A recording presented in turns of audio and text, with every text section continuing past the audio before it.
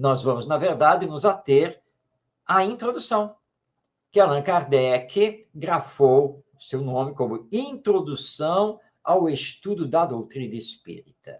E o ideal, na leitura e estudo do Livro dos Espíritos, é que façamos o passo a passo, do começo ao fim, sem nada pular. Porque se nós dermos pulos e formos a temas que consideramos assim mais importantes ou que nos chamam mais a atenção, nós podemos não conseguir entender esses temas na sua plenitude, porque há um encadeamento lógico dos assuntos dentro da obra. E a introdução é muito importante, porque é nela que Allan Kardec vai nos dar algumas explicações que vão facilitar o entendimento das perguntas e respostas que vêm em sequência nos diversos temas. Desta introdução, vamos destacar logo o primeiro item, quando Allan Kardec explica os termos espiritismo e espiritualismo. E a explicação de Kardec é muito importante.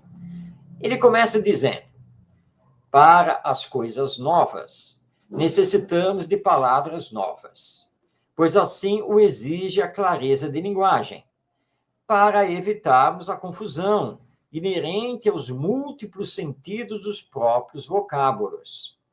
As palavras espiritual, espiritualista, espiritualismo têm uma significação bem definida.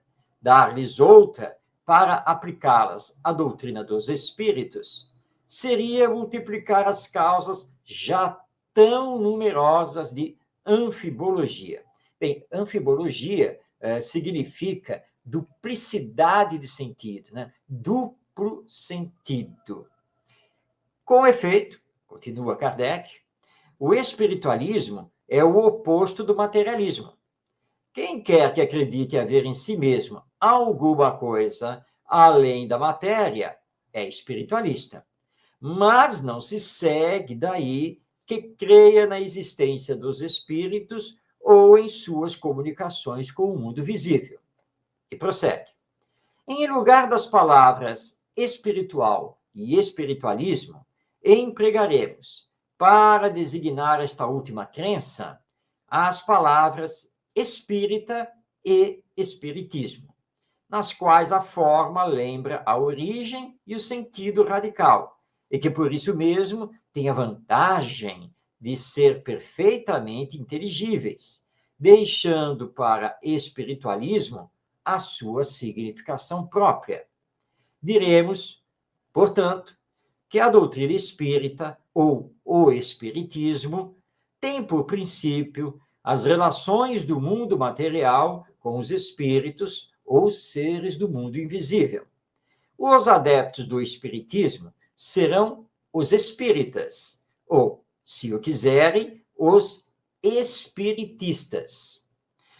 Como especialidade, o Livro dos Espíritos contém a doutrina espírita. Como generalidade, liga-se ao espiritualismo, do qual apresenta uma das fases. Essa razão, porque traz sobre o título as palavras filosofia espiritualista. Vamos então agora compreender estas palavras de Allan Kardec. Então ele lembra que para designar a doutrina dos espíritos, é assim que ele designa. Nós não devemos utilizar as palavras espiritualismo, espiritualista, porque essas palavras já são muito utilizadas e têm seu próprio significado.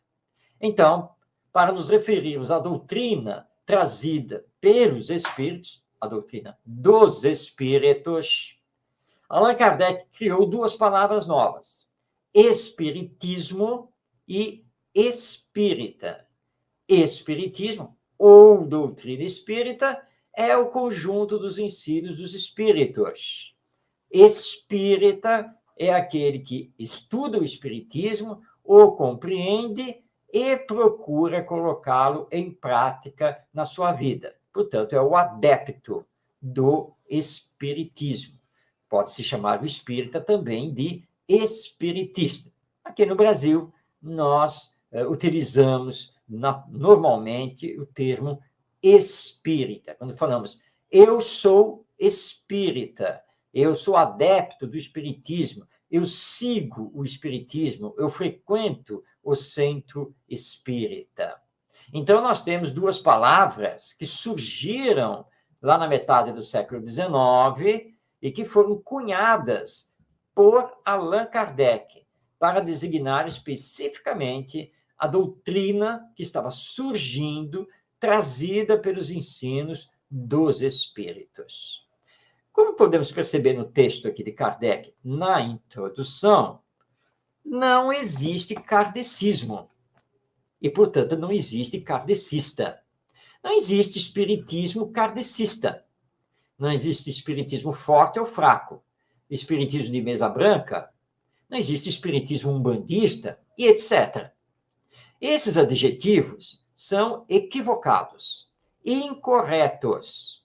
Só existe o espiritismo, ou doutrina espírita, que está todo em O Livro dos Espíritos e das obras subsequentes lançadas por Allan Kardec. E aqueles que estudam e seguem o espiritismo são os espíritas, e nada mais do que isso. E Kardec deixa isso muito claro. E o espiritismo estuda todas as relações entre o mundo material, corpóreo, físico, em que estamos situados aqui e agora, através da reencarnação, com o mundo invisível, o mundo espiritual. Então, o espiritismo estuda as relações entre essas duas realidades da vida. E aí entra a mediunidade, reencarnação, lei de evolução, livre-arbítrio, etc. E são os princípios que formam a doutrina espírita. Aliás, doutrina significa conjunto de princípios, princípios filosóficos, científicos e religiosos, ou de consequências morais.